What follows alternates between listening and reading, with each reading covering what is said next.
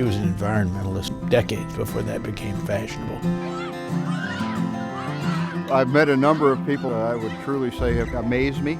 Pat probably is at the top of that pinnacle. A combination of her wisdom, her vision, and her generosity have touched millions and really connected a lot of people in America with the outdoors.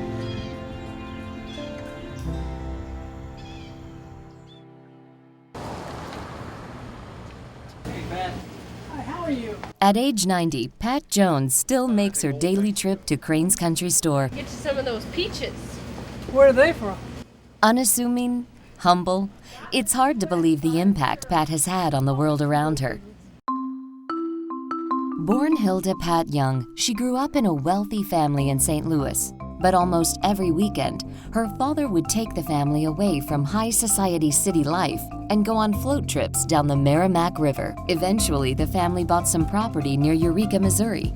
And that is what first sparked Pat's interest in the environment and conservation. We had a place in the country. My father's idea, it got there because you like it. Now don't change it. After reading an article about soil written by a University of Missouri professor, Pat enrolled at Mizzou to learn more. In 1950, she became the first woman in the state to graduate with a degree in agriculture. Whole countries are defined by the kind of ground they're on. Quality of the soil really makes a big difference on the kind of society you live in. That is, if you can produce good food. In 1950, she also married Ted Jones. They had met years before as young teenagers on a bike ride. Ted, like Pat, came from a wealthy St. Louis family, but also preferred to be away from the city. The couple soon moved to the Jones family farm in Williamsburg, Missouri, and almost immediately began giving back to the land and the area they loved so much. Well, first place, we don't have any kids, so we just adopt a state. That adoption has meant the creation of 2 state parks, 2 conservation areas, and millions of dollars donated to education and causes like clean water.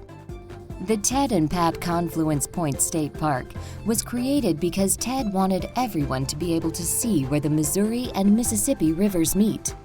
The Katy Trail State Park, perhaps their biggest contribution, is the longest rails-to-trails park in the country and has been an economic boost to small towns throughout the state.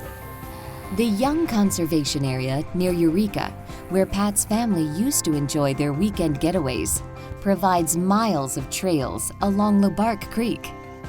And the farm where Pat and Ted live together is now the Prairie Fork Conservation Area. Pat had a wonderful vision where she was very interested in seeing the farm in public trust. So she donated that land to the Department of Conservation. At the same time, she wanted to see an aggressive program that involved research and education that was conducted on that property. So she established the Prairie Fork Trust, and what she asked was that the Department of Conservation and the University of Missouri work together as co-trustees to administer the funds from that trust in support of, again, education and research. If they're doing the same thing, should they be talking to each other and working on it together? You know, instead of being in competition? Pat still lives on the farm and is very involved and interested in all of the research and education projects that happen on the property.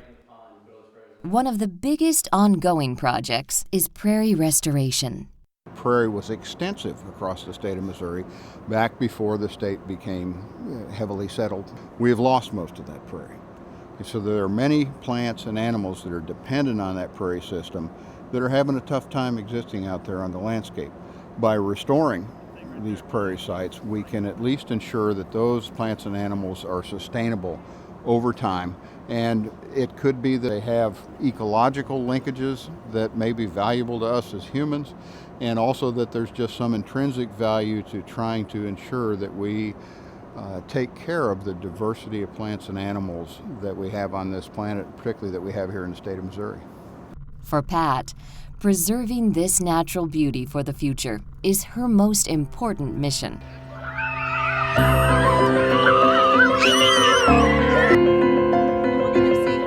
We're upwards of 5,000 kids a year that are coming there to Prairie Fork to learn in that outdoor environment, be exposed to things they've never seen. And Pat is actually creating new conservationists for the future and future generations in our state.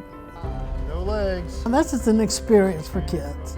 Most of them only get one day here. This is just a field trip. And I remember field trips when I was in school, and I want them to remember it.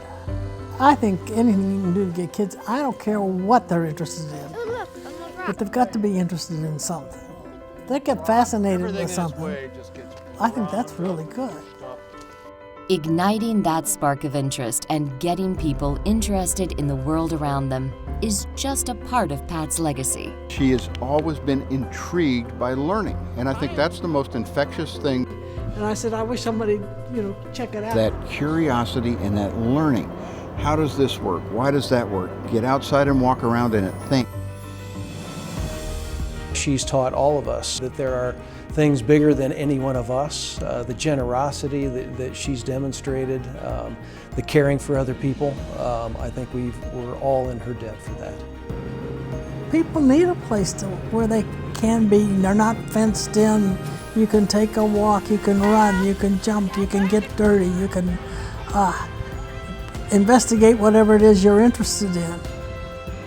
I would hope that some people would want to have places that they want to keep, and understand the only way you can really keep something is make it valued by everybody.